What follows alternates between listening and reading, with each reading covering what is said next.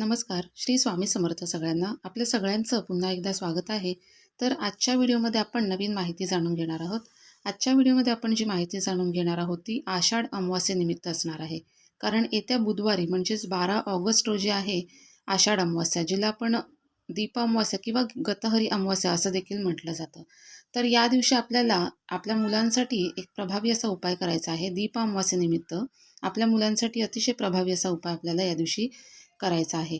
तुमची मुलं शाळेत जात असतील किंवा नोकरी व्यवसाय करत असतील, प्रत्येक मुलासाठी आपल्याला हा उपाय करायचा आहे. कारण बघा, प्रत्येक आईला आपल्या मुलांचं चांगलं व्हावं, त्यांच्या कामामधील अडथळे दूर व्हावेत, त्यांना प्रत्येक क्षेत्रामध्ये यश मिळावं, असं प्रत्येक आईला वाटत असतं. त्यामुळे आपल्याला हा उपाय आपल्या मुलांसाठी करायचा आहे.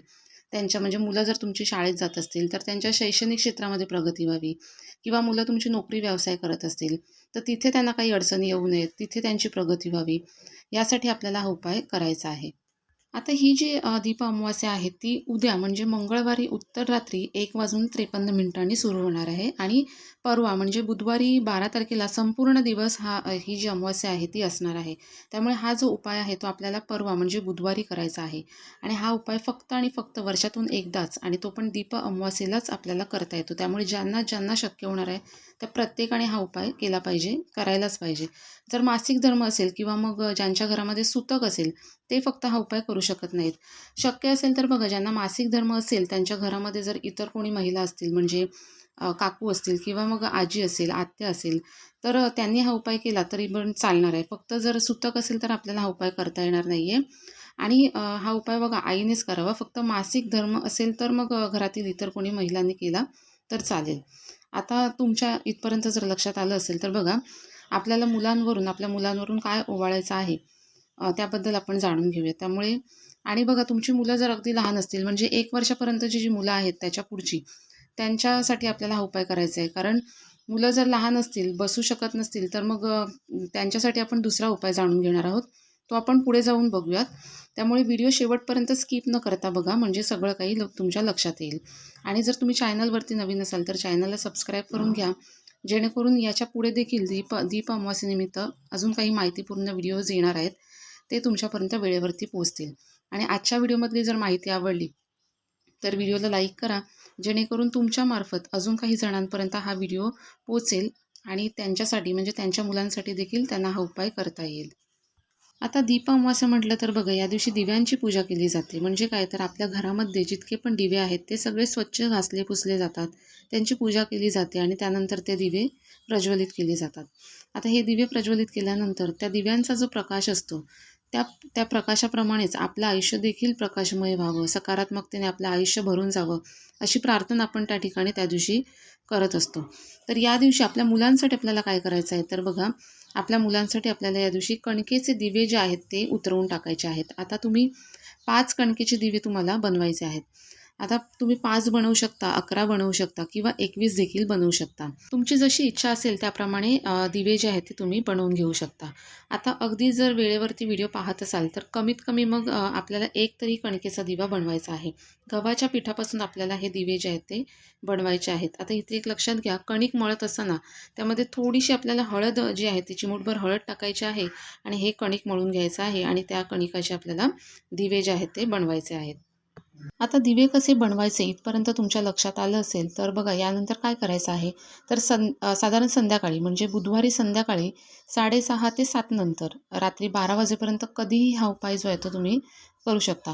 आता बघा, तुमच्या घरामध्ये समजा एक मुलं असेल तर त्याच्यासाठी किंवा मग 2 मुलं असतील तर त्या दोन्ही मुलांसाठी तुम्ही अशा पद्धतीने दिवे बनवू शकता. आता प्रत्येक मुलासाठी वेगळे वेगळे दिवे आपल्याला बनवायचे नाही आहेत.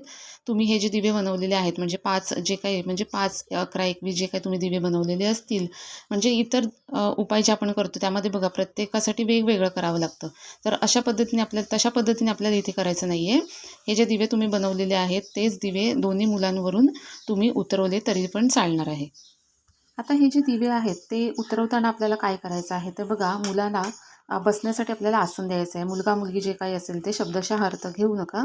आपल्याला मुलांना बसण्यासाठी आसन द्यायचं आहे. आता बघा, मुलं 1 वर्षापासून अगदी तुमची मुलं लग्न झालेली जरी असतील त्यांच्यासाठी आपल्याला उपाय मगाशी मी सांगितल्याप्रमाणे आपल्याला सगळ्या मुलांसाठी हा उपाय करता येणार आहे. फक्त जी लहान मुलं आहेत त्यांच्यासाठी काय करायचं ते मी पुढे जाऊन सांगते.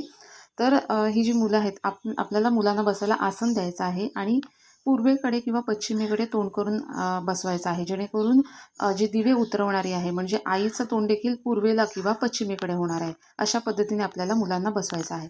आता यानंतर काय करायचं आहे तर बघा, हे जे कणकेचे दिवे बनवलेले आहेत त्या दिव्यांमध्ये मोहरीचं तेल किंवा मग तिळाचं तेल आपल्याला टाकायचं आहे, किंवा मग तुम्ही जे कोणतं तेल देवासाठी वापरत असाल ते तेल आपल्याला दिव्यामध्ये टाकायचं आहे. आणि या दिव्यामध्ये आपल्याला मोहरी टाकायची आहे, पिवळी मोहरी, काळी नाही, ही पिवळी मोहरी आपल्याला टाकायची आहे थोडीशी. पिवळी मोहरी जर नसेल तर मग काळे तीळ आपल्याला ह्या तेलामध्ये टाकायचे आहेत. आणि अशा पद्धतीने आपल्याला हे दिवे बनवून झाले की औक्षण जसं करतो त्या पद्धतीने आपल्याला मुलांवरून हे जे दिवे आहेत ते 7 वेळेस ओवाळून घ्यायचे आहेत. दिवे ओवाळताना बघा, आपल्याला मनामध्ये शुद्ध भाव ठेवून प्रार्थना करायची आहे. म्हणजे जी काही निगेटिव्हिटी मुलांमध्ये आहे किंवा मग मुलं बघा फार चिडचिडपणा करतात किंवा सातत्याने आजारी वगैरे पडत असतात किंवा अनपेक्षित असं काहीतरी त्यांच्या बाबतीत घडत असतं. तर इथून पुढे असं काही जे आहे ते भविष्यामध्ये त्यांच्या बाबतीत अशा घटना ज्या आहेत त्या घडू नये याकरता आपल्याला अशा पद्धतीची प्रार्थना करायची आहे. आणि हे दिवे जे आहेत ते 7 वेळेस ओवाळून घ्यायचे आहेत. आता ओवाळून झाल्यानंतर बघा, हे जे दिवे आहेत ते आपल्याला एखाद्या झाडाखाली, आता पिंपळाचं झाड जर तुमच्या जवळपास असेल तर पिंपळाच्या झाडाखाली ठेवा, किंवा दुसरं कोणतं झाड असेल तुमच्या जवळपास तर मग त्या झाडाखाली नेऊन ठेवा. आणि अगदीच पेटते नाहीत, विजले म्हणजे दिवे ओवाळून झाल्यानंतर विजल्यानंतर तुम्ही ठेवलेत तरी पण चालणार आहे. पण बघा, हे जे दिवे आहेत ते आपल्याला झाडाखालीच नेऊन ठेवायचे आहेत. अगदी जर शक्य नसेल किंवा मग खूप उशिरा जर तुम्ही हा उपाय करत असाल तर मग काय करायचं आहे तर बघा, तुमची जर गॅलरी असेल किंवा मग गच्ची असेल किंवा किंवा मग अंगणामध्ये तुम्ही हे जे दिवे आहेत ते ठेवून द्या. आणि मग दुसऱ्या दिवशी तुम्ही हे जे दिवे आहेत ते निर्माल्यामध्ये टाकू शकता. पण बघा, शक्य असेल तर झाडाखालीच नेऊन ठेवा. अगदी शक्य नसेल तर मग हे जे दिवे आहेत ते बाहेर ठेवून द्या. आणि मग म्हणजे उतरवल्यानंतर घरामध्ये ठेवायचे नाही आहेत, बाहेरच ठेवायचे आहेत. आणि मग दुसऱ्या दिवशी निर्माल्यामध्ये टाकून द्या. अशा पद्धतीने आपल्याला हा कणकेच्या दिव्याचा उतारा जो आहे तो मुलांवरून करायचा आहे. आता इथे एक लक्षात घ्या, आपण जे दुसरे उतारे करतो मग त्यामध्ये तिळाचं असेल किंवा मग नारळाचा उतारा असेल, तर हे जे उतारे आहेत ते आपण प्रत्येक अमावास्येला करू शकतो.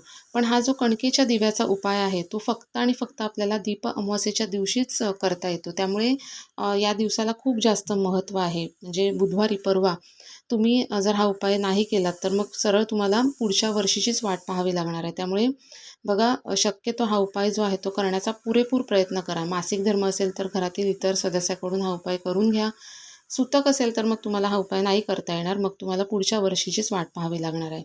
त्यानंतर बघा, दुसरी गोष्ट म्हणजे सुरुवातीला सांगितल्याप्रमाणे 1 वर्षाच्या आतली जी मुलं आहेत त्यांच्यासाठी मग हा उपाय तुम्ही करू नका. कारण बघा, जी लहान बाळं आहेत ना त्यांना बसता वगैरे येत नाही, मग दुसऱ्या व्यक्तीला त्यांना मांडीवर घेऊन बसावं लागेल, म्हणून मग त्यांच्यासाठी हा उपाय नाही करायचा आपल्याला. त्यांच्यासाठी काय करायचं आहे तर बघा, थोडेसे काळे तीळ घ्यायचे आणि हे जे काळे तीळ आहेत ते मग त्या तान्ह्या बाळावरून आपल्याला फिरवायचे आहेत आणि आपल्या घराच्या उत्तर दिशेला आपल्याला हे तीळ जे आहेत ते टाकून द्यायचे आहेत. अशा पद्धतीने त्यांच्यासाठी हा उपाय आपल्याला करायचा आहे. तान्ह्या बाळांसाठी बघा, नजर जी आहे ती बाहेरचीच लागत नाही, तर आपले म्हणजे आपली स्वतःची देखील नजर त्यांना लागत असते, कारण आपण देखील त्यांचं कौतुक हे करतच असतो. त्यामुळे तान्ह्या बाळांची नजर जी आहे ती रोजच्या रोज अगदी काढली गेली पाहिजे. आणि मोठी जी मुलं आहेत त्यांची नजर मग अमावास्येला, पौर्णिमेला किंवा शनिवारच्या दिवशी आपण काढू शकतो. फक्त नजर काढत असताना बघा, इतर वेळेस आपण काळ्या तिळाने किंवा मग मीठ मोहरी अशा पद्धतीने आपण नजर काढू शकतो. आणि दीप अमावास्येच्या दिवशी आपल्याला या पद्धतीने कणकेच्या दिव्याचा उपाय जो आहे तो करायचा आहे. तर नक्कीच हा जो उपाय आहे, कणकेच्या दिव्याचा उपाय जो आहे तो तुम्ही दीप अमावास्येच्या दिवशी करून पहा. नक्कीच तुम्हाला याचा सकारात्मक अनुभव जो आहे तो पाहायला मिळेल. व्हिडिओतली माहिती जर तुम्हाला आवडली असेल तर व्हिडिओला लाईक करा आणि अशाच माहितीपूर्ण व्हिडिओसाठी चॅनलला सबस्क्राईब देखील करा. धन्यवाद.